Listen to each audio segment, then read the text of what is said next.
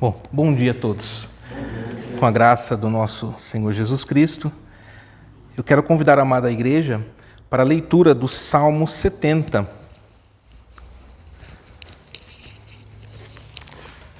Leitura do Salmo 70.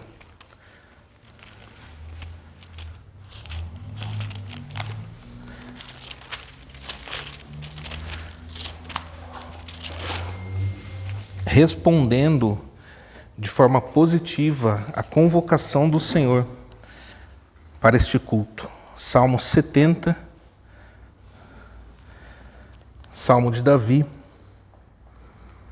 Praza-te, ó Deus, em livrar-me. Dá-te pressa, ó Senhor, em socorrer-me. Sejam envergonhados e cobertos de vexame os que me demandam a vida. Tornem atrás e cubram-se de ignomínia os que se comprazem no meu mal. Retrocedam por causa da sua ignomínia os que dizem, bem feito, bem feito. Folguem e em ti se rejubilem todos os que te buscam, e os que amam a tua salvação digam sempre, Deus seja magnificado. Eu sou pobre e necessitado. Ó Deus, apressa-te em valer-me, pois tu és o meu amparo e o meu libertador. Senhor, não te detenhas. Amém. Eu quero convidar a amada igreja que se coloquem todos em pé, aqueles que podem. Nós vamos louvar ao Senhor juntos, cantando o Salmo 70.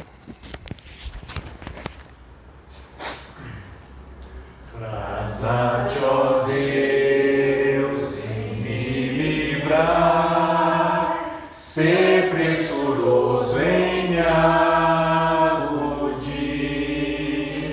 Tenha vergonha e confusão, que em minha vida quer tirar. Envergonhado, volte atrás. Quem no meu mal sente prazer, vergonha faça recuar. Quem diz bem feito, muito bem. Quem te procura, ó Senhor, folgue e jubile sempre em ti. Magnificado seja Deus, diga quem ama a salvação. Necessitado e pobre sou, ó Deus, te apressa em me valer. Amparo meu, libertador, não te detenhas, ó Senhor. Amém. Vamos fechar os nossos olhos, nós vamos fazer nesse momento uma oração a Deus. Senhor nosso Deus e nosso Pai amado, Deus Criador dos céus e da terra, Deus Senhor de todas as coisas, Criador de tudo o que há, Deus poderoso, Deus justo e fiel, Deus que nos ama e que nos concede a salvação. Senhor, nós estamos diante da Tua presença nesta manhã.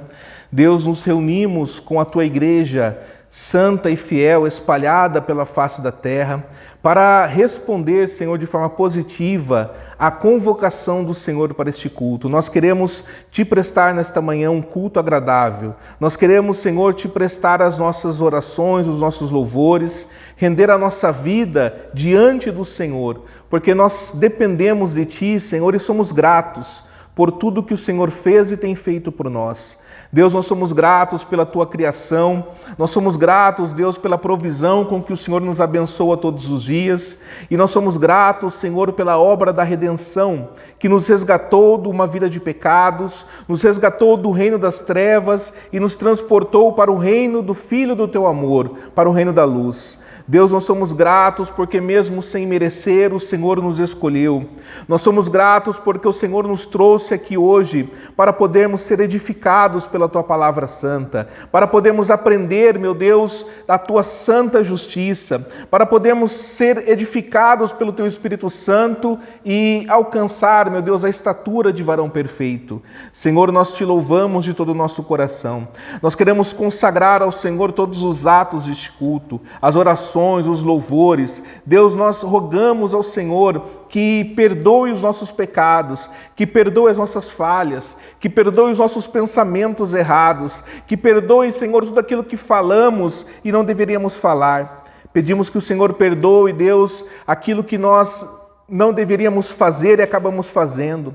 Perdoe por nossas omissões quando nós deixamos de fazer aquilo que o Senhor ordena. Senhor, tenha misericórdia de nós e nos conceda andar na Tua presença. Nos conceda andar, Senhor, debaixo da Tua graça todos os dias da nossa vida. Nós pedimos humildemente, Senhor, a Tua bênção sobre a nossa vida e sobre toda a Tua igreja espalhada nessa cidade, nesse estado, nesse país e em todo o mundo, Deus. Que neste dia do Senhor, somente o Seu nome seja glorificado e somente o Senhor seja adorado. Deus, é o que nós Te pedimos e oramos no nome santo e poderoso do Teu amado Filho, o nosso Senhor e Salvador Jesus Cristo. Amém. Amada congregação do nosso Senhor Jesus Cristo, onde está o nosso socorro? O nosso socorro está em nome do Senhor, Criador dos céus e da terra. Graça e paz a vós outros, da parte daquele que é, que era e que há de vir, da parte dos 7 Espíritos que se acham diante do seu trono e da parte de Jesus Cristo, a fiel testemunha, o primogênito dos mortos e o soberano dos reis da terra. Amém. Amados irmãos, podem se assentar, fiquem à vontade, com a graça do nosso Senhor Jesus Cristo. Quero convidar os amados irmãos para a leitura em Êxodo capítulo 20,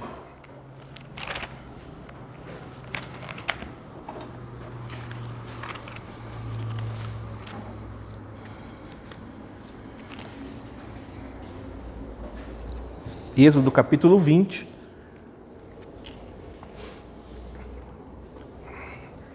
Nós vamos fazer uma leitura da santa lei de Deus, os 10 mandamentos, que nós sabemos que existe uma diferença.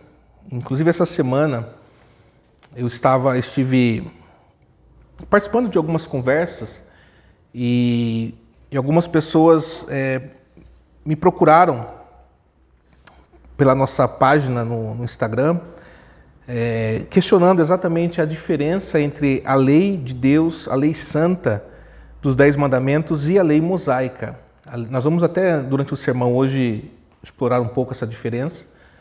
A lei sacerdotal é uma lei que existiam muitos preceitos e que Jesus cumpriu essa lei. Mas a Bíblia diz que quando há mudança de sacerdócio, há mudança da lei. Então, nós estamos agora vivendo debaixo do sacerdócio de Jesus Cristo. Ele é o nosso sumo sacerdote. Mas nós não podemos ignorar que a lei santa de Deus, os 10 mandamentos, não foram abolidos e permanecem e permanecerão para a eternidade, porque é o padrão moral de Deus para nós. Eu quero convidar a amada igreja para lermos aqui o Êxodo capítulo 20. Nós vamos fazer uma leitura do capítulo até o versículo 17 e vamos dar prosseguimento depois. Êxodo 20, versículo 1. Então falou Deus todas estas palavras: Eu sou o Senhor teu Deus, que te tirei da terra do Egito, da casa da servidão. Não terás outros deuses diante de mim. Não farás para ti imagem de escultura, nem semelhança alguma do que há em cima nos céus, nem embaixo na terra, nem nas águas debaixo da terra. Não as adorarás, nem lhes darás culto, porque eu sou o Senhor teu Deus, Deus zeloso, que visito a iniquidade dos pais nos filhos, até a 3ª e 4ª geração daqueles que me aborrecem. E faço misericórdia até 1000 gerações daqueles que me amam e guardam os meus mandamentos.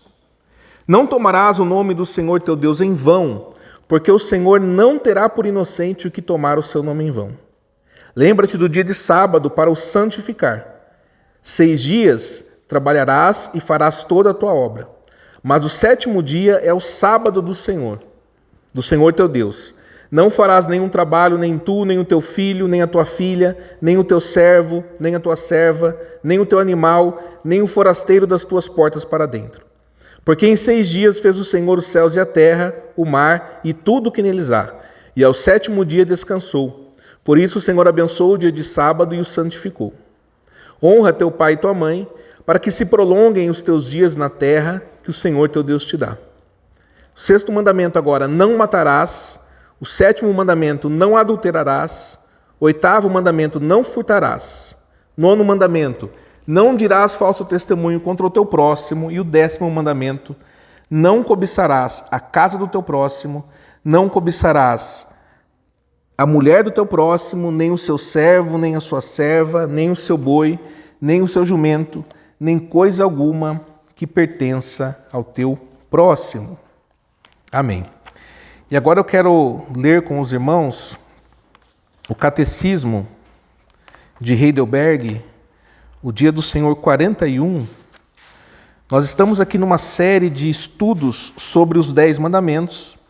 Na semana passada nós lemos e aprendemos sobre o 6º mandamento, não matarás. Nós vimos que o homicídio, ele não é simplesmente o fato de tirar a vida de alguém. Nós aprendemos que o homicídio ele se inicia no coração do homem, ele tem uma raiz, como todo pecado tem uma raiz. E agora no 7º mandamento, nós vamos ver que também existe, como todo pecado, uma raiz dentro do coração do homem. E que mesmo que a pessoa não consume o ato do adultério, é possível que a pessoa peque contra o 7º mandamento. Então, no dia do Senhor 41, a pergunta 108 diz assim: o que nos ensina o 7º mandamento? A resposta: que toda impureza sexual é amaldiçoada por Deus. Por isso devemos abominá-la de todo o coração e viver de maneira pura e disciplinada, tanto dentro quanto fora do santo matrimônio. Pergunta 109. Nesse mandamento, Deus proíbe somente o adultério e pecados vergonhosos semelhantes? A resposta: não. Desde que somos corpo e alma, templos do Espírito Santo, é a vontade de Deus que nos conservemos puros e santos. Por isso ele proíbe todas as ações impuras, gesticulações, palavras, pensamentos, desejos e tudo aquilo que possa nos induzir à impureza. Irmãos, o sermão hoje não é um sermão especificamente sobre esse assunto do Dia do Senhor, mas nós vamos abordar mais alguns detalhes. Então, nós vamos fazer aqui uma breve explicação desse texto do Dia do Senhor 41. Eu quero convidar a igreja a abrir a sua Bíblia no livro de Deuteronômio, capítulo 22. Nós vamos fazer uma breve exposição aqui e depois nós vamos abordar com mais detalhes durante o sermão. Deuteronômio 22, versículo 22. Aqui nós estamos falando da lei de Moisés. Versículo 22. Se um homem for achado deitado com uma mulher que tem marido, então ambos morrerão. o homem que se deitou com a mulher e a mulher. Assim, eliminarás o mal de Israel. E agora nós vamos ler em Mateus capítulo 5. Então nós vemos aqui, irmãos, a seriedade com que Deus trata o pecado do adultério. Era punido com a morte. E uma morte de apedrejamento.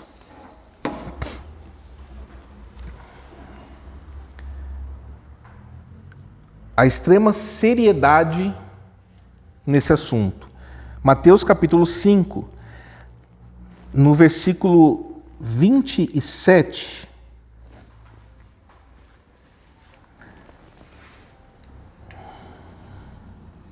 Olha que interessante.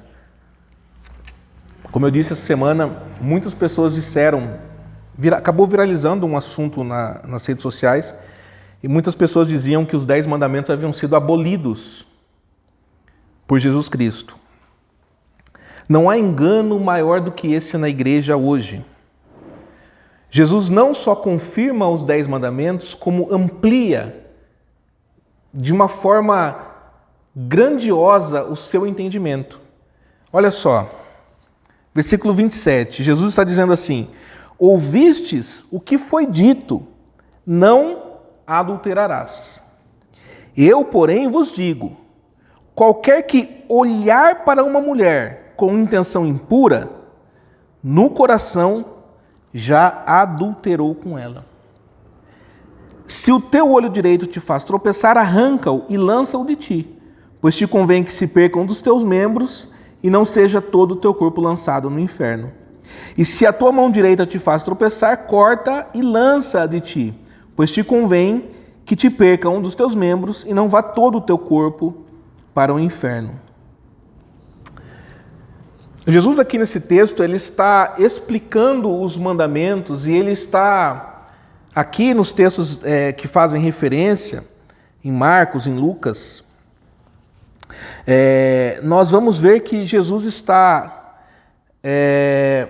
ampliando o entendimento dos mandamentos. Porque entre os judeus havia uma espécie de crença de autojustificação que eles diziam que se não houvesse cometido de fato o ato do adultério, tudo bem. No coração e na cabeça, nos pensamentos, a pessoa podia fazer o que fosse, desde que não infligisse o ato em si de adultério. E aqui Jesus está dizendo que não é dessa forma. Jesus está dizendo que ouviste o que foi dito, não adulterarás. Eu, porém, vos digo que se você olhar para uma mulher com intenção impura, no seu coração já adulterou. Então, como nós vimos na semana passada, há uma raiz. O homicídio, ele nasce no coração do homem com a ira, com o ódio, com o desejo de vingança, com a inveja. E aqui, o adultério, da mesma forma, possui uma raiz, que são os pensamentos impuros, os desejos carnais. Jesus ele está explicando o que nós vimos em Deuteronômio 22, quando um homem for encontrado deitado com uma mulher que tem marido, os dois seriam condenados à morte. E aqui nós vamos ver que o catecismo ele vai nos mostrar exatamente isso. Lá em Deuteronômio, nós vimos a gravidade do adultério. O texto que nós vemos mostra a seriedade com que Deus trata esse pecado. A lei de Moisés, ela prescrevia pena de morte para os pegos em adultério, mostrando e destacando a gravidade do seu impacto, do seu pecado e o impacto destrutivo desse pecado na comunidade, na santidade do povo de Deus. Falando agora no contexto da igreja, a gravidade e o impacto que um pecado desse provoca dentro da igreja. O adultério não era apenas uma ofensa pessoal, mas uma violação da aliança e uma ameaça à pureza do povo de Deus. Já em Mateus 5, nós vimos que Jesus aprofunda a compreensão desse mandamento. Jesus não se contenta com a obediência externa, mas ele vai ao centro do problema. Jesus ele alcança a raiz daquele mal, o coração do homem, o coração humano. Jesus ensina que o adultério ele não começa com um ato físico, mas com desejos e pensamentos impuros. Ao dizer que qualquer um que olhar para uma mulher com intenção impura no coração já adulterou com ela, Jesus eleva o padrão de santidade. Então veja, havia um padrão, não adulterarás. Agora Jesus diz assim, se você pensar, se você desejar, você já pecou. Então veja, isso não me parece uma abolição da lei que existia. A vocês parece isso? Eu acredito que não. Eu acredito que isso mostra que Jesus está elevando o padrão de moral e de santidade. Fazendo um paralelo novamente com o 6º mandamento. Saul tentou matar Davi 2 vezes com a lança. Mas nós vimos que aquilo começou um dia antes. Quando Saul sentiu inveja de Davi. Porque Davi estava sendo aclamado pelas mulheres por onde eles passavam. As mulheres gritavam e cantavam, Saul matou milhares, Davi 10 milhares. Ou seja, Davi estava recebendo maior honra e Saul sentiu inveja. Depois a Bíblia diz que Saul não podia mais suportar Davi. A inveja trouxe a raiva, que trouxe o ódio, que trouxe o desejo de vingança, e então Saul tentou matar Davi. Aqui nós estamos vendo que é a mesma coisa com o pecado do adultério. Muitas vezes o erro da igreja é exatamente esse, é olhar para os mandamentos e dizer, mas isso aqui não é para mim, porque eu não vou matar ninguém, eu nunca matei ninguém, imagina, eu não mato nenhuma mosca. Não, longe de mim cometer adultério. Mas muitas vezes, irmãos, nós estamos pecando já em nosso coração, em nossos pensamentos. Nós vimos que quando sentimos raiva ou ódio de alguém, ou até mesmo inveja, nós estamos cometendo homicídio contra aquela pessoa. E quando nós alimentamos pensamentos e desejos impuros, nós também estamos cometendo adultério. O Catecismo de Heidelberg, ele vai nos mostrar a santidade, o padrão de santidade que Jesus está dizendo aqui. O Dia do Senhor 41, ele reforça essa interpretação, destacando que Deus proíbe todos os atos impuros, pensamentos, desejos, tudo aquilo que possam levar ao pecado do adultério. Nós somos templos do Espírito Santo, e como templos do Espírito Santo, somos chamados a viver uma vida de pureza e de disciplina, refletindo a santidade de Deus em todos os aspectos, em tudo que nós fazemos, em tudo que nós pensamos, em tudo que nós falamos, em todas as áreas da nossa vida, tanto dentro do casamento como fora do casamento. Amados, nós devemos ser diligentes, nós devemos ter precaução em guardar os nossos corações e as nossas mentes, em guardar os corações e as mentes contra pensamentos e desejos impuros. Isso envolve evitar situações que possam nos tentar e buscar constantemente a ajuda do Espírito Santo para manter os nossos pensamentos puros. Eu repito sempre uma fala do John Piper: são 5 segundos que nós precisamos para vencer o pecado, para vencer a tentação. Naqueles 5 segundos em que surge um pensamento mau, um pensamento impuro, nos ajoelhamos e clamamos pela ajuda do Espírito Santo. Ele certamente nos ajuda. São 5 segundos. Se nós não fazemos isso, se nós alimentamos esse pensamento, certamente nós iremos pecar contra o Senhor. Pecar contra o Espírito Santo, pecar contra Deus, pecar contra o nosso próximo.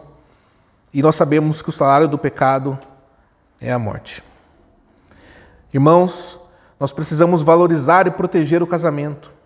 O casamento deve ser honrado e protegido como uma instituição divina. Isso inclui a fidelidade mútua, o amor e o respeito entre os cônjuges.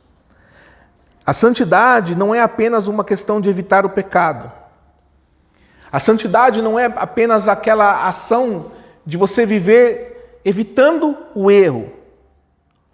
Não é apenas o aspecto negativo no sentido de evitar algo. Mas a santidade também é uma questão positiva, tem um aspecto positivo. Viver positivamente de acordo com a vontade de Deus. Viver buscando a Deus. Viver uma vida de oração. Uma vida de leitura da palavra de Deus, de estudo da palavra de Deus. As pessoas dizem seguir a Cristo, mas ignoram a sua palavra.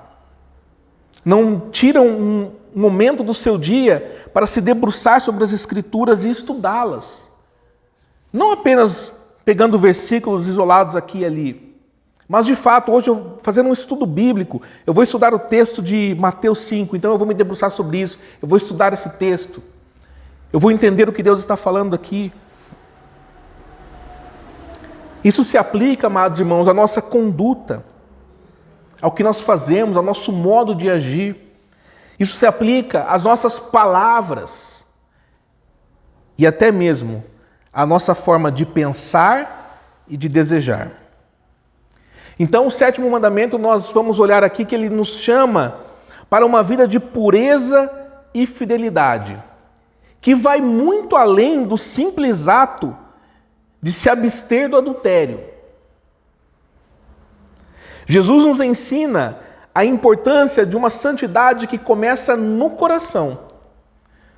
E o Catecismo de Heidelberg nos lembra de que essa pureza deve permear todos os aspectos da nossa vida. Ao buscar viver de acordo com esse chamado, nós dependemos da graça de Deus e do poder do Espírito Santo para transformar o nosso coração e nos capacitar a viver de acordo com a sua santa vontade. Eu quero convidar os irmãos para louvarmos a Deus. Pode ficar sentados mesmo com o Salmo 117. E nós vamos aprofundar ainda mais esse entendimento.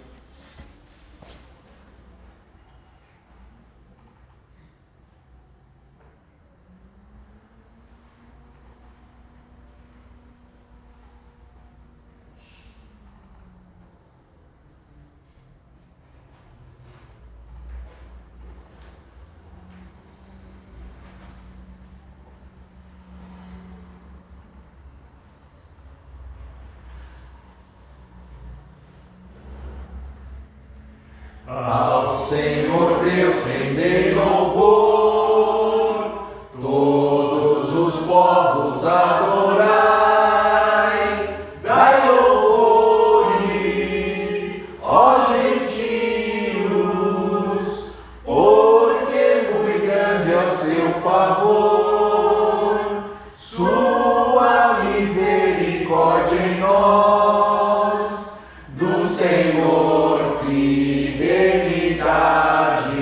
para sempre permanece. Aleluia.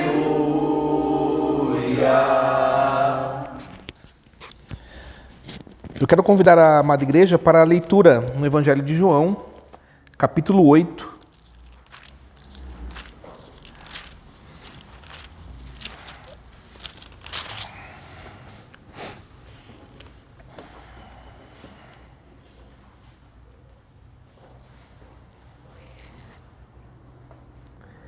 João capítulo 8, nós vamos ler do versículo 1 até o versículo 11.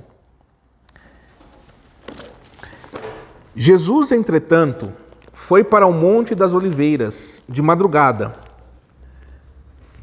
De madrugada voltou novamente para o templo, e todo o povo ia ter com ele. E assentado, os ensinava. Os escribas e fariseus trouxeram à sua presença uma mulher surpreendida em adultério. E fazendo-a ficar de pé no meio de todos, disseram a Jesus: Mestre, esta mulher foi apanhada em flagrante adultério. E na lei nos mandou Moisés que tais mulheres sejam apedrejadas. Tu, pois, que dizes? Isso diziam eles, tentando-o, para terem de que o acusar. Mas Jesus, inclinando-se, escrevia na terra com o dedo.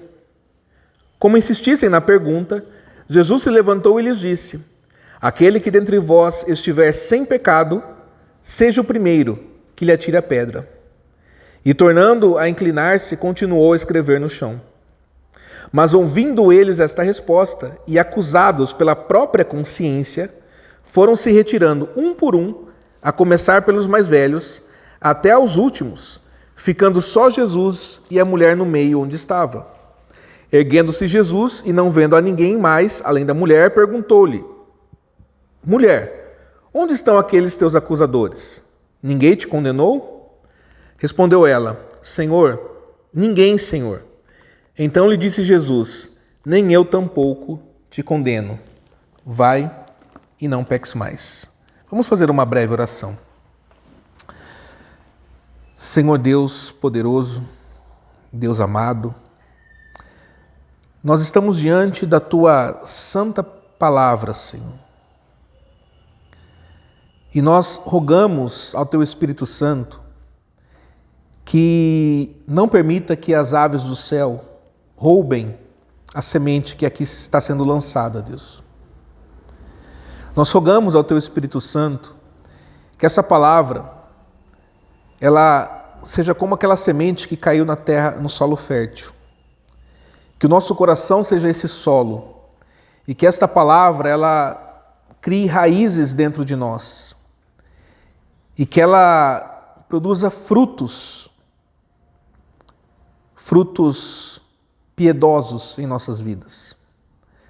Senhor, que somente a Tua palavra seja ouvida neste lugar. Que somente a Tua voz tenha destaque e que somente o Teu Espírito Santo tenha liberdade.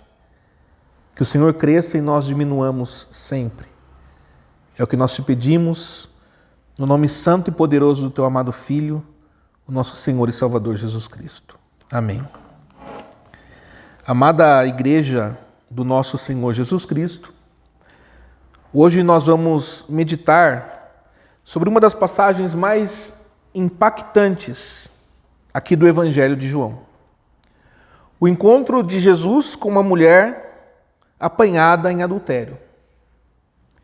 Esta narrativa, esta história nos revela a profundidade daquilo que nós acabamos de considerar aqui no breve estudo do Catecismo. A graça e a misericórdia. Assim como o chamado à santidade e ao arrependimento. Ao estudarmos esse texto, nós veremos como ele fala ao nosso coração sobre a natureza do perdão de Deus e a nossa resposta à graça que nós recebemos. Nós sabemos que graça é aquele favor imerecido. Então nós já nos despimos de todo orgulho, porque nós sabemos que isso aqui Deus nos concede hoje, não porque nós merecemos, mas porque a Ele aprove fazer assim. Nós lemos aqui o texto de João capítulo 8, e para entendermos plenamente esse episódio, é importante nós tentarmos visualizar o cenário do que aconteceu. Jesus ele havia passado a noite no Monte das Oliveiras. O Monte das Oliveiras era um lugar de oração. Jesus ele estava ali orando num lugar de oração e ainda de madrugada ele se dirige ao templo. E ali ele começa a receber as pessoas que vinham para serem ensinadas. Ele está ali ensinando as pessoas. A popularidade, a autoridade de Jesus na sua palavra atraíam grandes multidões. E nós conhecemos a história, o relato do Evangelho, o relato bíblico, nós sabemos que isso incomodava os líderes religiosos. Os fariseus e os demais líderes ali judeus, os escribas estavam sempre buscando um motivo para acusar Jesus.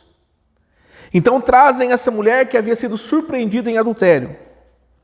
Nós também lemos Deuteronômio 22, 22. Nós acabamos de ver o que a lei dizia sobre isso. Esses homens colocam a mulher no meio da multidão, expondo a sua vergonha publicamente e utilizando isso como meio para testar o nosso Senhor. Veja a armadilha que os fariseus prepararam para Cristo. Eles apresentam para Jesus uma questão que não tinha solução, irmãos. Não havia solução para essa questão.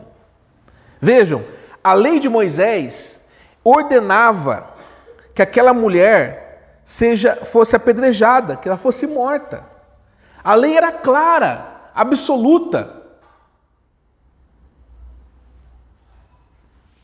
Se Jesus concordasse com isso, com a aplicação da lei, ele poderia ser acusado de insensibilidade, de crueldade, mais ou menos o que acontece conosco quando nós pregamos a palavra de Deus, quando nós pregamos o evangelho de verdade, não o evangelho da Disney, o evangelho do faz de conta, o falso evangelho. Quando nós pregamos a verdade, nós somos acusados de insensibilidade. Jesus seria acusado de crueldade. Outra coisa, Jesus também entraria em conflito com as autoridades romanas. Nós não podemos nos esquecer que quem comandava aquele território eram os romanos. E eles reservavam para si o direito de aplicar as penas de morte. Por uma estratégia do Império Romano, quando eles dominavam uma terra, uma nação, um povo, eles não destruíam totalmente a cultura e as leis locais. Pelo contrário, eles permitiam, e isso fazia com que eles tivessem o controle de tudo, e fez com que eles crescessem tanto. Eles mantinham ali a cultura local, as pessoas continuavam com sua religião, com suas leis locais, mas algumas coisas, alguns aspectos, os romanos reservavam para si. Os impostos, por exemplo, que haviam de ser recolhidos para César, e a questão da pena de morte era uma delas. Apesar da lei local vigorar, a pena de morte só poderia ser aplicada com a anuência de Roma. Então, se Jesus ordena que apedrejassem essa mulher, ele teria um grande problema com Roma. Por outro lado, se Jesus dissesse para não apedrejá-la, ele seria acusado de violar a lei de Moisés. E a acusação de ser um falso profeta, que ele enfrentava o tempo todo, os fariseus, os escribas, os líderes religiosos, acusavam Jesus disso, de ser um falso profeta. Se ele dissesse que a lei de Moisés não deveria ser aplicada, ele estaria dando motivo para essa acusação. E Jesus, com sabedoria divina, não cai na armadilha. Em vez disso, se inclina e começa a escrever no chão. Irmãos, nós não sabemos o que ele estava escrevendo, mas esse gesto significa muita coisa. Demonstra calma e sabedoria e uma disposição, uma capacidade de não se deixar manipular pela pressão dos fariseus. Aqui já é uma grande lição para nós. De não nos deixarmos manipular pela pressão que nós sofremos deste mundo, dos conceitos deste mundo. Quando finalmente Jesus responde, as suas palavras são um golpe devastador na hipocrisia dos acusadores. Aquele que dentre vós estiver sem pecado, seja o primeiro que lhe atire a pedra. Esta resposta ela é tanto desarmadora quanto convictiva. Ela possui uma convicção extremamente forte. Jesus, ele não nega a lei. Ele não diz que a lei não deve ser aplicada. Mas ele aponta para a necessidade do autoexame e o reconhecimento da própria pecaminosidade. Cada acusador confrontado pela sua própria consciência, começa a sair um por um. E olha o detalhe, começando pelos mais velhos. Os mais velhos provavelmente tinham mais consciência das suas falhas ao longo da vida. E certamente também tinham mais falhas ao longo da vida. Um a um se retiram. E finalmente Jesus se encontra sós com a mulher. Mulher, onde estão aqueles teus acusadores? Ninguém te condenou? Ninguém, mestre, ninguém, Senhor. Nem eu tampouco te condeno. Vai e não peques mais. Esta resposta demonstra a essência do Evangelho. Jesus, sendo o único sem pecado, ele tinha o direito de condenar aquela mulher. Mas ele escolhe mostrar misericórdia. Ele não minimiza o pecado. Vejam, ele não minimiza o pecado. Ele não diz que aquilo não tem importância. Ele não diz assim, não se preocupe com isso. Ei, não se preocupe com isso. Isso não tem importância. Ele não diz para ela, olha, Deus odeia o pecado, mas ama o pecador. Jesus não falou isso para ela. Jesus não falou para ela assim, não tem problema. Deus é amor. Eu sou amor. Ele chama aquela mulher a viver em santidade. Ele diz assim para ela, vai e não peques mais. Este é o equilíbrio perfeito entre a graça e verdade que nós encontramos em Jesus Cristo. Entre misericórdia e justiça, que somente Ele traz para nós. Portanto, irmãos, nessa manhã eu vos declaro o Evangelho da graça transformadora de Jesus Cristo. Nós vamos aqui continuar refletindo sobre essa graça, um tema central das nossas vidas. Afinal, nós só estamos aqui hoje por causa dessa graça. Se não fosse a graça transformadora de Jesus Cristo, onde será que nós estaríamos? No texto que nós lemos, nos textos, os relatos revelam a profundidade do amor de Cristo. Vejam a seriedade que havia no adultério. Deus disse, sejam condenados à morte. A lei era clara. Mas olha a profundidade do amor de Cristo, quando olha para essa mulher e diz assim, vai e não peques mais. A misericórdia de Cristo e o chamado à transformação. Como nós vimos aqui em João capítulo 8, nós encontramos essa mulher em situação de extrema vulnerabilidade, extrema vergonha, exposta publicamente por seus pecados. Essa mulher representa a condição humana diante de Deus. Essa mulher representa todos nós diante do Senhor. Pecadores, transgressores da palavra de Deus. Assim é a humanidade. Quando Deus chama Adão, Adão se esconde porque estava com vergonha de Deus. A humanidade se encontra numa situação de vergonha. Nós nos encontramos em situações, por vários momentos, em situações de pecado, necessitando desesperadamente da graça de Deus. Imagina a sua vida antes de conhecer a palavra de Deus. Imagina a sua vida depois de conhecer a palavra de Deus. Ainda assim, a diferença que havia antes de conhecer a Cristo e hoje. E eu vou dizer para vocês, ainda hoje, com toda a transformação que houve, nós necessitamos desesperadamente da graça de Deus. Irmãos, eu ouso dizer que ainda mais do que antes. Porque antes nós estávamos perdidos, já condenados e merecedores da condenação. Hoje nós conhecemos a Cristo, nós estamos diante da palavra de Deus. A palavra de Deus está nos sendo iluminada nesse momento pelo Espírito Santo. Nós necessitamos desesperadamente da graça de Deus, porque nós não merecíamos isso. Porque nós não merecemos isso. Essa é que é a verdade. Os líderes religiosos trazem aquela mulher a Jesus, não porque eles se importavam com a justiça. Olha quanta hipocrisia. A preocupação deles não era a justiça. Ah, essa mulher pecou, ela infringiu a lei. Não era isso. Não se tratava disso.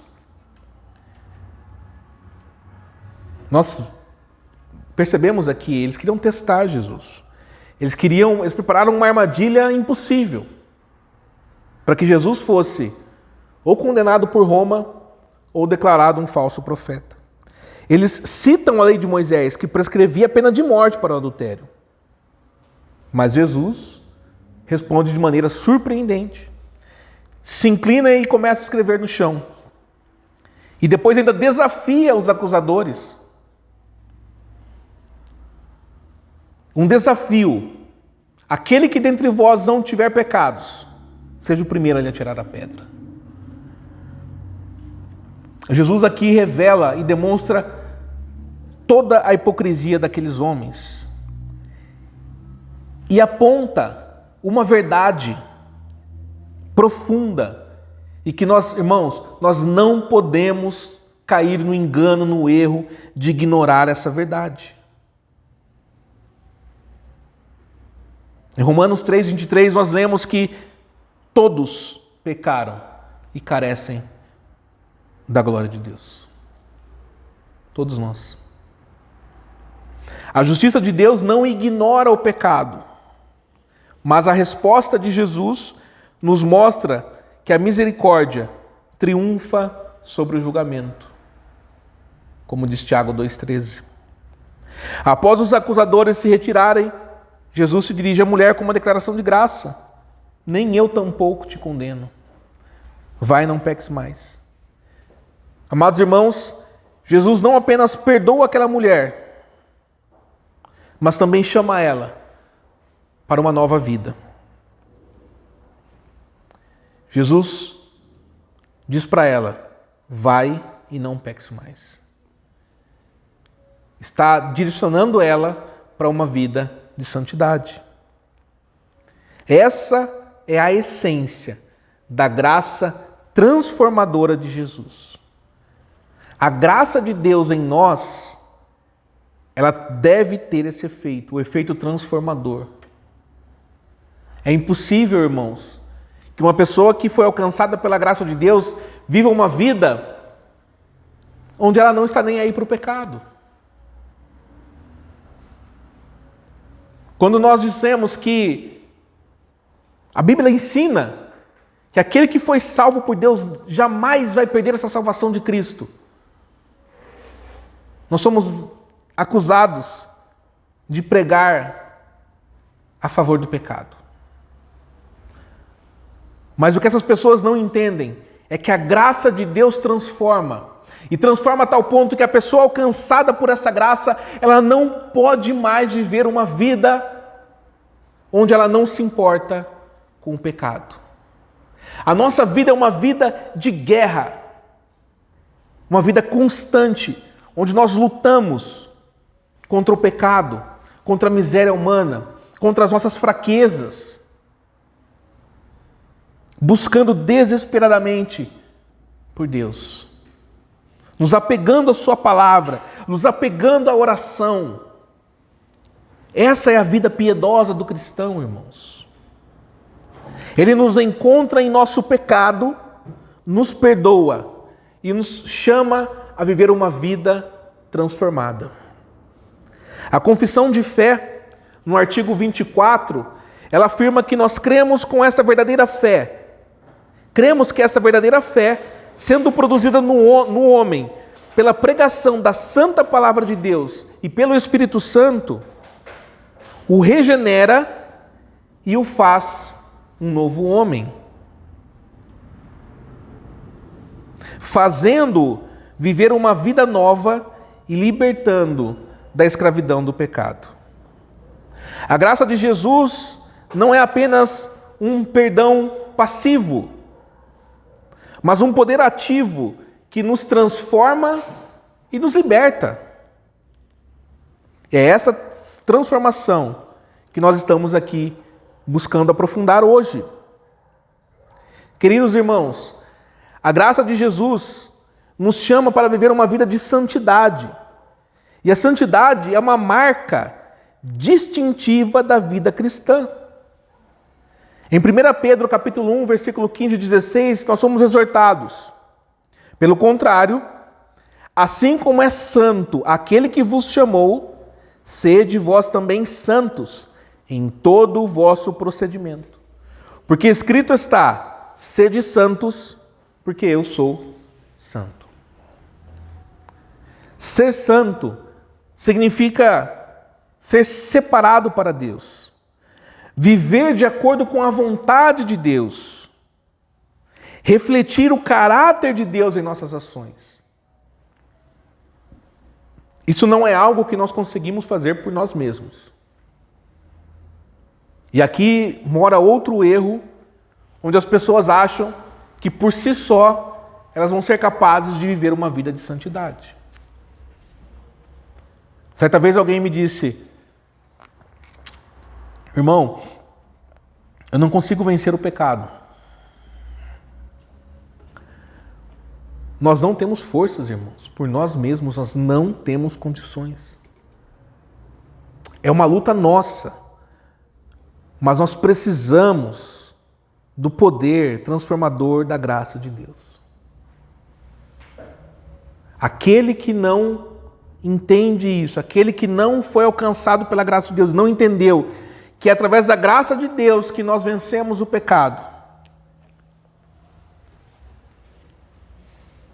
ele vai ceder. Aquela mulher apanhada em adultério, ela experimentou essa transformação. Ela passou de uma situação de condenação, ela estava diante da morte. Ela estava diante ali de muitas pessoas, de uma multidão de pessoas, sendo exposta. Ela estava ali diante dos fariseus e dos escribas, diante de líderes religiosos. E passou dessa situação para o perdão e um novo começo. Isso nos lembra que não importa quão profundo seja o nosso pecado. Não importa quão profunda seja a nossa miséria. A graça de Deus, ela é muito mais profunda. Em Efésios 2, 4 e 5 nós lemos: mas Deus, sendo rico em misericórdia, por causa do grande amor com que nos amou, e estando nós mortos em nossos delitos, nos deu vida juntamente com Cristo. Pela graça sois salvos. Não é pelo que fazemos, não é pelo que somos, não é pelo que temos, não é pelo que damos, não é por nada disso. Pela graça sois salvos. Irmãos, nenhum de nós merecia estar aqui hoje. A graça de Deus, ela nos alcançou e ela nos dá vida nova. A graça de Deus, ela nos tira da morte espiritual. E não há situação pior do que a situação de um morto espiritual. Não há situação pior, amados irmãos, do que uma pessoa que está morta espiritualmente. E a graça de Deus nos tira dessa situação e nos coloca em um caminho de santidade e justiça. Veja, nós temos que trilhar esse caminho, nós temos que percorrer esse caminho. E como nós fazemos isso? Como nós podemos aplicar essa verdade em nossas vidas? Primeiro, nós devemos reconhecer a nossa necessidade desesperada da graça de Deus. Nós precisamos desesperadamente da graça de Deus. Todos nós, sem exceção nenhuma, todos nós dependemos inteiramente da misericórdia de Deus. Às vezes nós podemos pensar que os nossos pecados são pequenos e insignificantes. Como alguém disse aí, eu estava conversando com a Priscila vindo para cá hoje, viajando para cá hoje, e sobre alguém que falou assim: eu não tenho pecados. Um cidadão aí que disse que ele não tem pecado. E eu já vi várias pessoas dizerem isso. Às vezes nós podemos pensar, nem que não temos pecado, mas que nossos pecados são pequenos, insignificantes. Ah, isso aqui é uma coisa tão boba. Ou então, o contrário. Ou então nos sintamos, às vezes, sobrecarregados. Sobrecarregados pelo peso da culpa, por transgressões que cometemos. Irmãos, para os olhos de Deus, o pecado, todo pecado, nos afasta da sua santidade. Aos olhos de Deus, todo pecado nos separa da sua santidade perfeita. Aos olhos de Deus, todo pecado ofendem ao Senhor. Nós, como aquela mulher apanhada em adultério, somos confrontados com a realidade das nossas falhas morais e espirituais. E quando que nós somos confrontados? Quando nós estamos diante da palavra de Deus. Por nós mesmos, nós não nos condenaríamos. Nós sempre iríamos buscar algo para justificar os nossos erros. Assim acontece com o ímpio, que às vezes faz uma obra de caridade, faz uma coisa, tenta fazer o bem para alguém para tentar justificar talvez algo errado que ele cometeu, ou que está cometendo. Assim é o ser humano, sempre tentando jogar a culpa em alguém.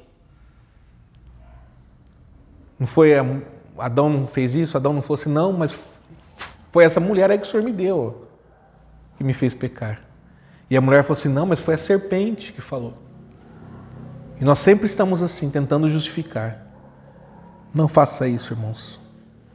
A palavra de Deus nos lembra em 1 João 1, 8 e 9, que se dissermos que não temos pecado nenhum, a nós mesmos nos enganamos, e a verdade não está em nós. Se confessarmos os nossos pecados, Ele é fiel e justo para nos perdoar os pecados e nos purificar de toda injustiça. Aqui, somos chamados a uma honestidade radical diante de Deus. E não adianta, irmãos. Não adianta tentar ser diferente. Não adianta tentar esconder, minimizar os nossos pecados. Como diz o Salmo 139,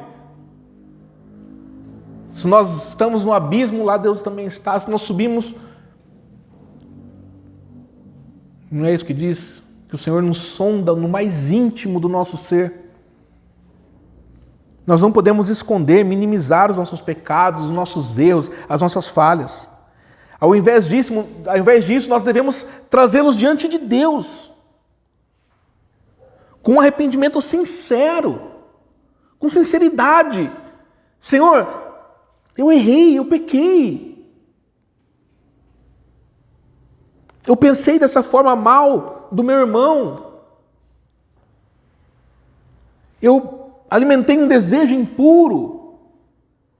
Eu senti raiva do meu irmão. Eu transgredi o 6º, 7º, 8º mandamento, o 10º, o 1º, o 2º, o 3º, o 4º. Eu não guardei o dia do Senhor. Eu deixei de cultuar o Senhor no dia do Senhor. Com sinceridade e uma confissão humilde.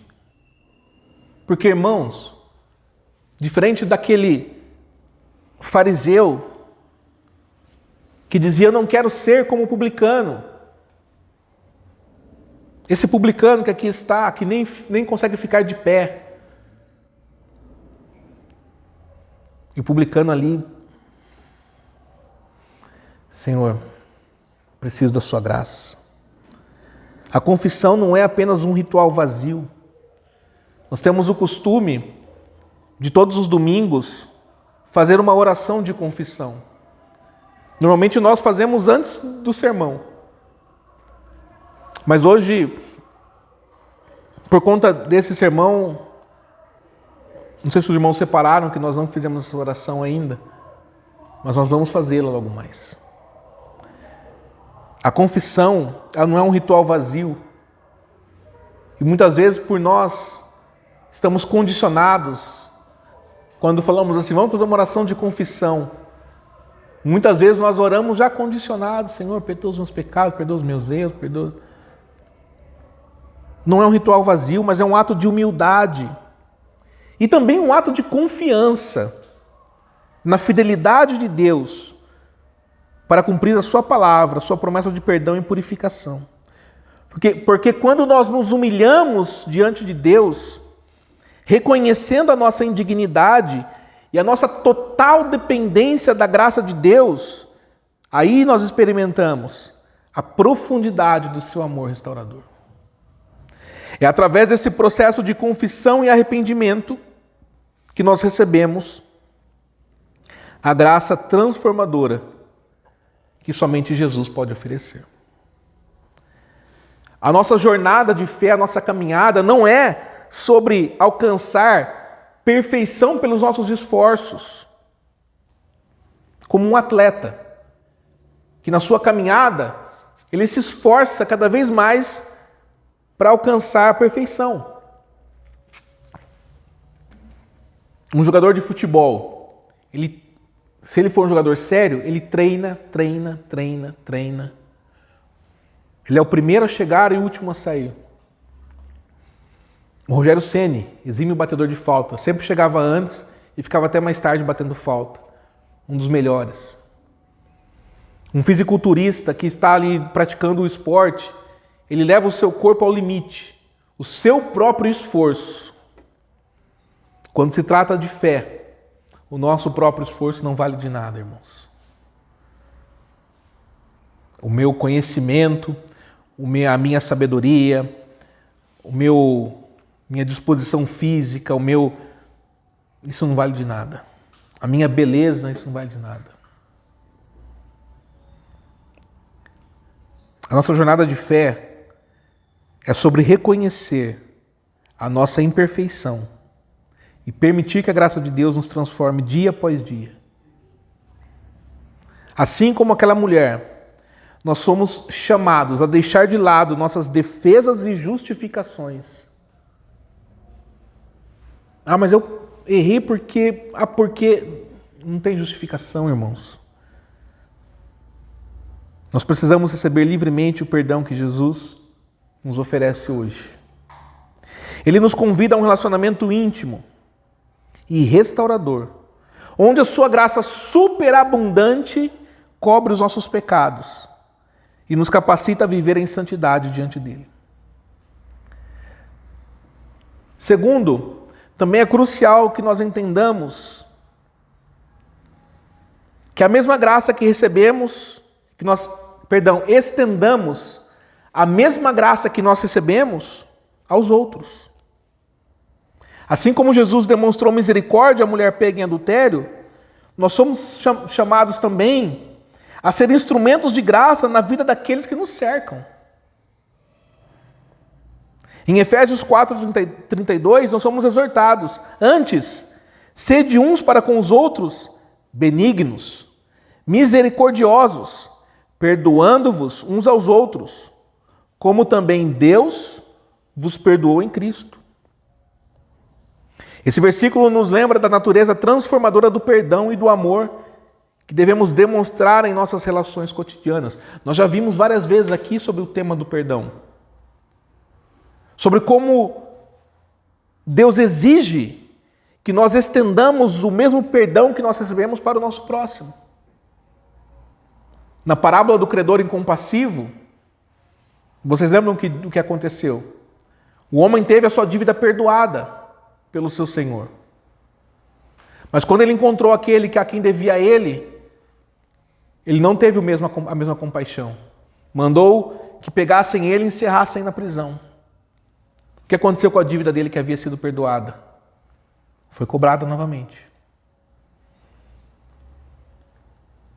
Nós ofendemos com os nossos pecados a morte de Cristo, o sacrifício de Jesus. E ainda assim, Ele o fez. Nós ofendemos a santidade de Deus com as nossas impurezas, com nossos pecados, nossos pensamentos, atitudes, palavras, e ainda assim Ele morreu por nós. Que grande perdão é esse? Tivemos uma dívida de bilhões perdoada e não perdoamos aqui uma mixaria que alguém deve a nós? Que transgressão é essa que alguém fez contra você tão grande que você não pode perdoar? É maior do que a transgressão que você cometeu? Ao invés de adotar uma postura de julgamento e condenação, devemos seguir o exemplo de Cristo, cuja graça superabundante nos alcançou, apesar das nossas falhas. Em vez de apontar dedos, sejamos rápidos em perdoar e mostrar compaixão. Isso não apenas restaura os relacionamentos, mas também reflete a obra redentora de Cristo em nossa vida. Voltando ao artigo 24 da Confissão de Fé, ela complementa essa verdade ao afirmar que a verdadeira fé se manifesta em boas obras, como fruto natural da graça recebida. Assim também é impossível que essa fé santa seja infrutífera no homem. Pois não falamos de uma fé vã, mas da fé que a Escritura chama de fé que opera pelo amor, Gálatas 5:6, a qual incita o homem a praticar aquelas obras que Deus ordenou em sua palavra. Essa fé não é estática, mas ela é dinâmica, ela nos impulsiona a viver em obediência, em amor ao nosso próximo. Essa fé em nós, irmãos, ela arde dentro de nós. Ela não nos deixa viver uma vida de frieza com relação a Deus, mas também com relação ao nosso próximo. Que a nossa vida seja marcada não apenas pela aceitação da graça de Deus. Todos nós queremos a graça de Deus. Como nós estamos vendo aqui, nós precisamos desesperadamente dessa graça. Mas que também nós possamos estender da mesma forma essa graça aos outros. Nós somos instrumentos de Deus. Devemos refletir o seu caráter.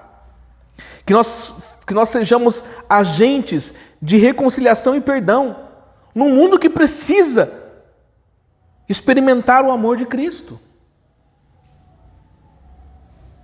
Porque fala-se, o Brasil não sei quantos por cento é cristão, é evangélico. Balela, irmãos. A maioria é cristã, não é cristã. A maioria evangélica não é. A maioria dos que estão se dizendo cristãos evangélicos, filhos de Deus, não são. Porque se fossem, demonstrariam o amor de Deus e a palavra de Deus. E esse país seria diferente. Se aqueles que se dizem cristãos praticassem a palavra de Deus como ela ordena, esse país seria diferente.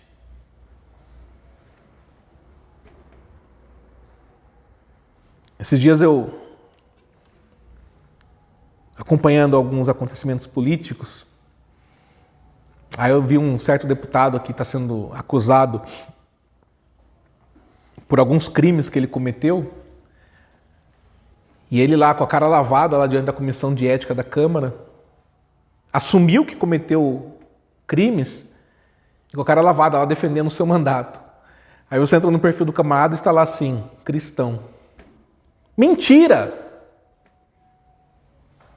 E quantos se dizem cristãos, mas não perdoam o próximo? Alimentam mágoas, rancores, ódio. Não são cristãos.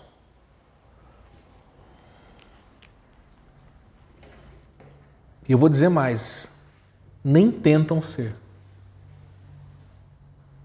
Nem tentam.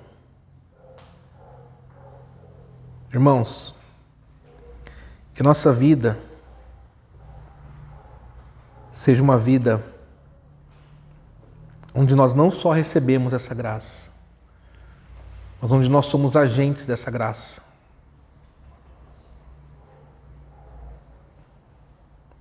Que as nossas palavras, quando nós abrimos a nossa boca, quando as nossas ações, elas demonstrem a compaixão que nós recebemos,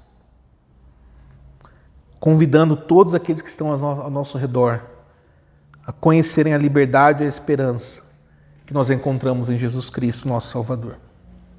Irmãos, que essa nossa vida seja uma vida em que as pessoas olhem para nós e reconheçam a piedade de Cristo no nosso falar, no nosso agir, no trato diário. E por último, é fundamental que nós vivamos uma vida transformada diante dessa graça. O chamado de Jesus para aquela mulher pega em adultério foi: vai e não peques mais.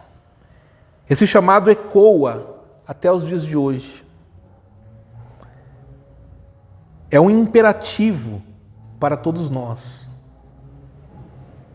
Jesus não diz para assim: vai e se esforce para não pecar mais, vai e tente não pecar, vai e se der não peque, vai e não peques mais.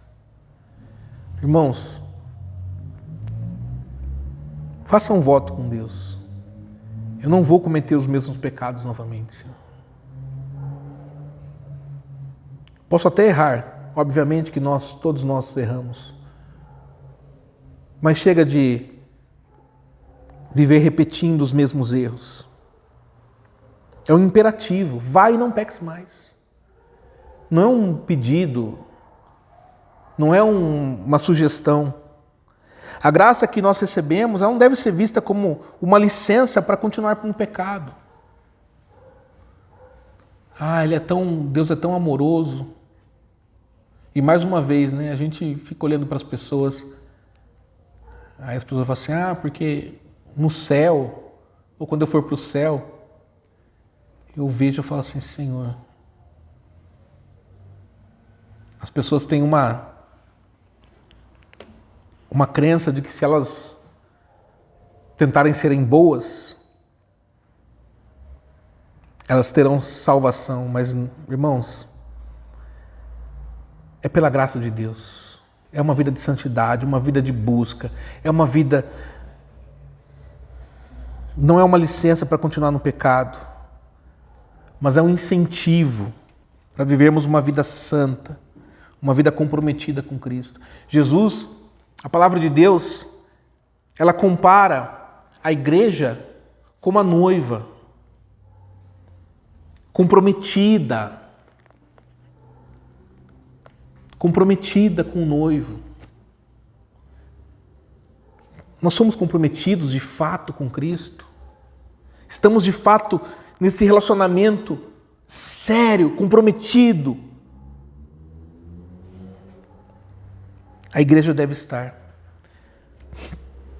Em Tito 2, 11 e 12, somos lembrados da natureza educativa da graça de Deus.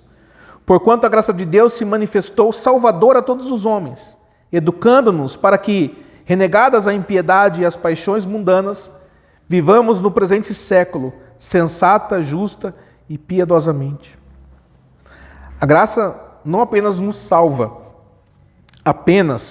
mas também nos ensina a abandonar os padrões impiedosos deste mundo e a vivermos de forma sábia, justa, piedosa diante de Deus. A santidade não é apenas uma opção pessoal, não é uma escolha, não é uma escolha de vida. Não é só uma escolha que nós fazemos como uma opção. Agora eu vou virar membro de uma igreja.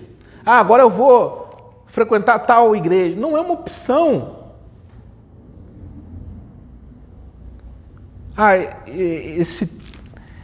Deixa eu ver, esse texto aqui é muito pesado, esse aqui eu não vou nem ler esse aqui, eu vou fazer esse aqui, eu vou seguir esse mandamento aqui, esse aqui é mais difícil. Não é isso, irmãos. Não é uma opção, é uma necessidade. É uma necessidade, nós necessitamos da santidade. Sem ela, nós não tem como ter comunhão com Deus. Não tem nem como ter comunhão com a igreja se nós não tivermos santidade.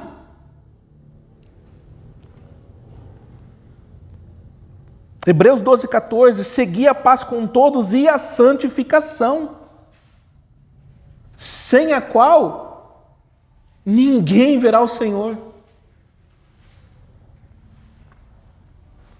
A santidade é essencial para a nossa capacidade de experimentar a presença de Deus. Eu não sinto a presença de Deus. Primeiro, a presença de Deus não é emoção. A presença de Deus em nós não é uma emoção simples, como muitas pessoas se enganam. Se eu não chorar, eu não senti a presença de Deus. A presença de Deus em nós é uma certeza dentro de nós, que arde, viva dentro de nós. Ele nos deu o Espírito Santo para habitar em nós. Isso é a presença de Deus.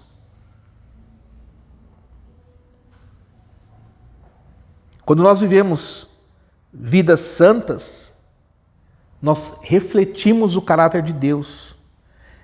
E nós passamos a atrair outras pessoas para conhecerem a graça de Deus. Portanto, que a nossa resposta à graça de Deus, nós estamos acostumados com o culto é pactual. O culto, Deus fala conosco, nós respondemos. O Senhor nos convoca para o culto, nós respondemos louvando ao Senhor. O Senhor abençoa a igreja, nós respondemos lendo a sua palavra, ouvindo, louvando ao Senhor na resposta ao sermão.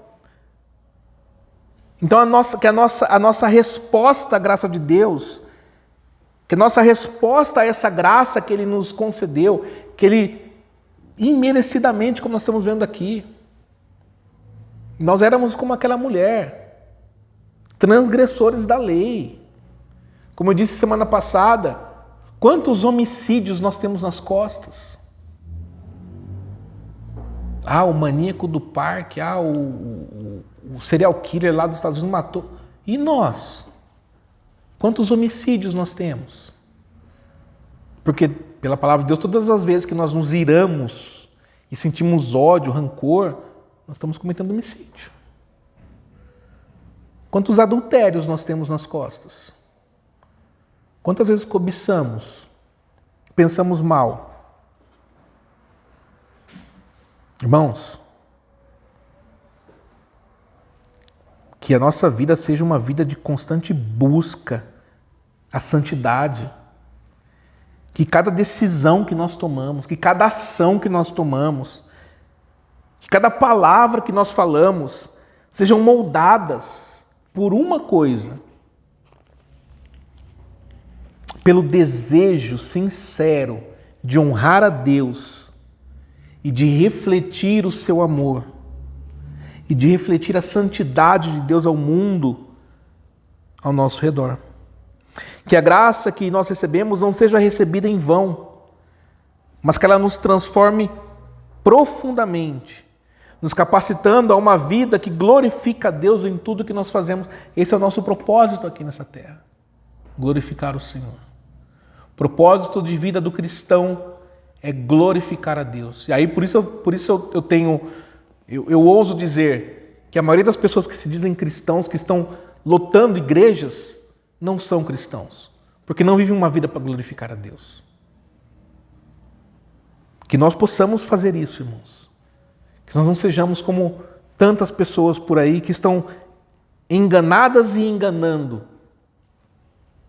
Que ao refletirmos sobre esse texto de João 8, de 1 a 11, nós somos lembrados da maravilhosa graça de Jesus, que nos encontra numa condição de pecado, nos perdoa, nos transforma, e que nós possamos responder a essa graça com corações gratos de verdade, com vidas santificadas, e um compromisso renovado de estender essa mesma graça aos outros. Que a graça do nosso Senhor Jesus Cristo esteja com todos vós, hoje e sempre. Amém. Eu quero convidar a amada igreja para respondermos a Deus a este sermão, louvando ao Senhor com o Salmo 51, uma oração sincera. E que essa oração seja a nossa confissão, de fato e de verdade. E é um momento oportuno também, para você que trouxe a sua oferta, o seu dízimo, o gasofilaço está ali do lado, pode ficar à vontade, deixar as suas ofertas. O seu dízimo é um momento oportuno, você que deseja.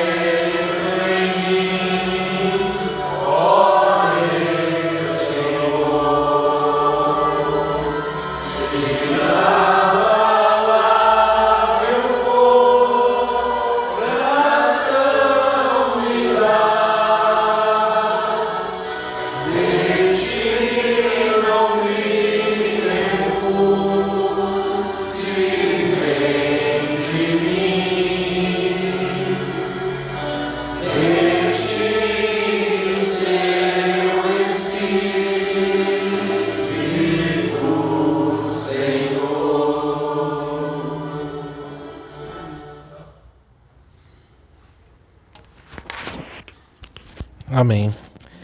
E que belíssima oração é essa de Davi, irmãos. Como nós vimos aqui, ele ora a Deus com sinceridade, reconhecendo que errou mesmo, sem justificativa, e clamando a Deus o seu perdão. Que nós possamos viver uma vida dessa forma. Eu quero convidá-los a uma oração nesse momento. Nesse primeiro momento, pode fazer uma oração silenciosa mesmo. Se você deseja confessar a Deus algum pecado e que você identifica e diz, realmente eu preciso, silenciosamente, ninguém precisa ouvir. É entre você e Deus nesse momento. Curve a sua cabeça, feche os seus olhos e ore ao Senhor. Senhor Deus poderoso, Deus amado, Deus infinito em misericórdia, em amor. Deus, nós pecamos, Senhor. Transgredimos a Tua palavra, a Tua santa lei.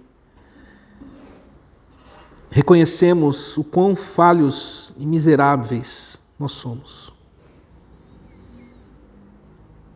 Como Davi, neste salmo, nessa oração que ele fez ao Senhor, nós também queremos reconhecer que somos de fato pecadores, transgressores, mas que nós confiamos na Tua palavra, Senhor, e nos apegamos à Tua graça, Deus.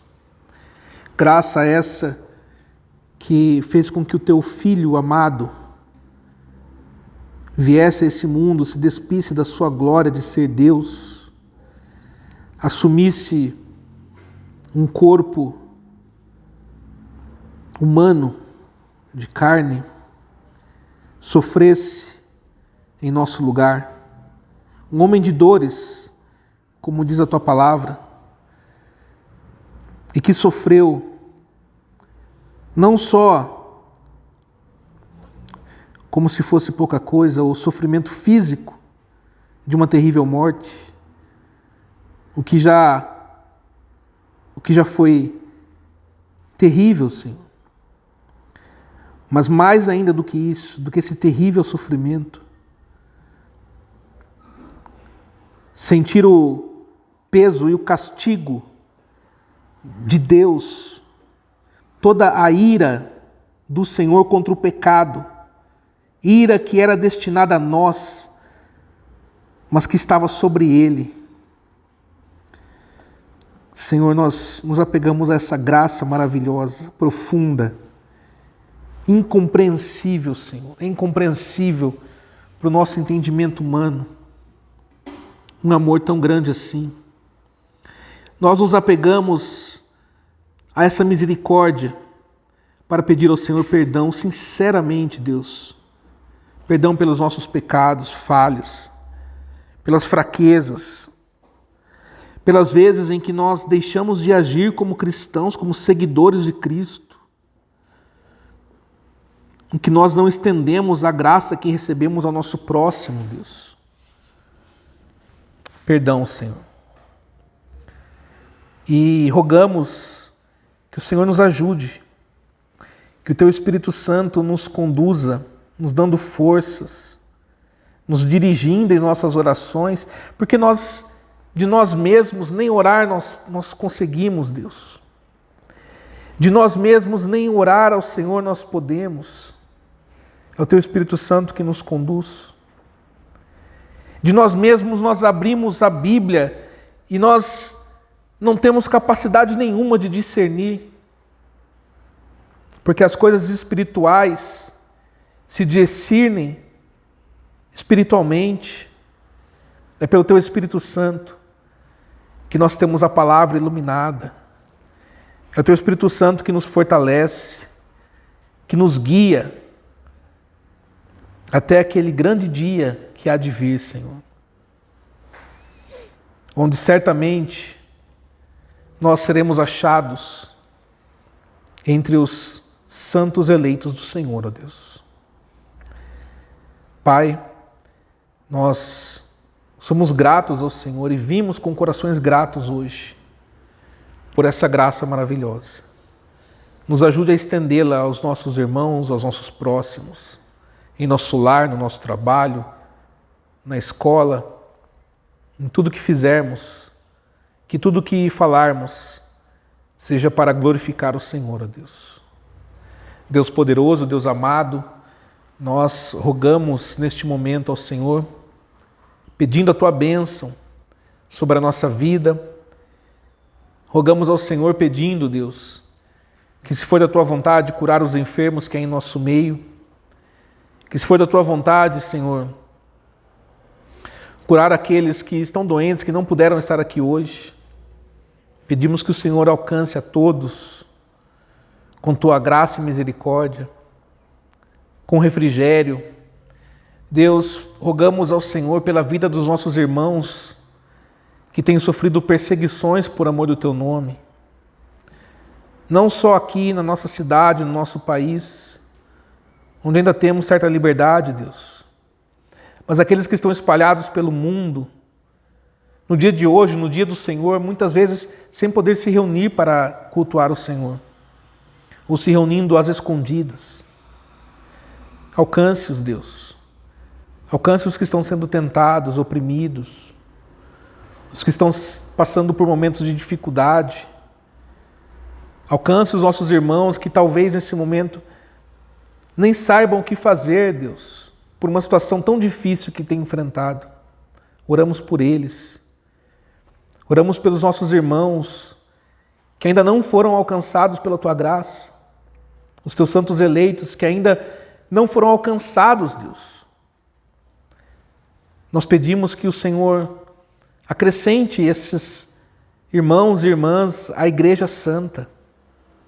Pedimos ao Senhor e rogamos ajuda para que possamos seguir, Deus, pregando o verdadeiro Evangelho de Cristo, pregando a Palavra de Deus, que possamos ter condições, Senhor, de continuar pregando sem medo de sermos cerceados ou calados. Nos dê condições, Deus, de continuar pregando a palavra do Senhor sem sermos proibidos. Que nós possamos, como a Igreja Santa de Cristo, unida à Tua Igreja Santa, espalhada pela face da terra, e a Tua Igreja Santa e espiritual no céu, que nós possamos unidos glorificar o Teu santo nome, Deus, em tudo o que fizermos. Nós pedimos a Tua bênção sobre essa cidade, sobre essa nação. Pedimos que o Senhor nos conduza sempre debaixo da Tua palavra, nos ajudando na nossa caminhada de fé. Deus, nessa caminhada com a Tua graça tão grandiosa e imerecida, mas que nos transforma e que a cada dia nós sejamos aperfeiçoados no poder do Teu amor, Senhor. Deus, conduz o Teu povo em paz, em segurança, debaixo da Tua proteção. Abençoe a semana, abençoe o trabalho, os estudos, abençoe tudo que essa pessoa fizer, meu Deus. Que o Senhor esteja à frente e que tudo seja para glorificar o Senhor. Deus, nós entregamos em Tuas mãos a nossa casa, a nossa família, nossas vidas e louvamos ao Senhor, gratos, porque o Senhor nos amou primeiro, Deus. Senhor, assim nós Te oramos e agradecemos de todo o nosso coração, no nome santo e poderoso do Teu amado Filho, o nosso Senhor e Salvador, Jesus Cristo. Amém. Eu quero convidar o pastor Messias para impetrar a bênção apostólica sobre a igreja e estará encerrado o culto. Convido os irmãos que se coloquem em pé. Recebam a bênção, irmãos. Que a graça do nosso Senhor Jesus Cristo, o amor do Deus Pai e a comunhão e as consolações do Espírito Santo sejam sobre vós, agora e para todos sempre. Amém e amém. Amém. Está encerrado.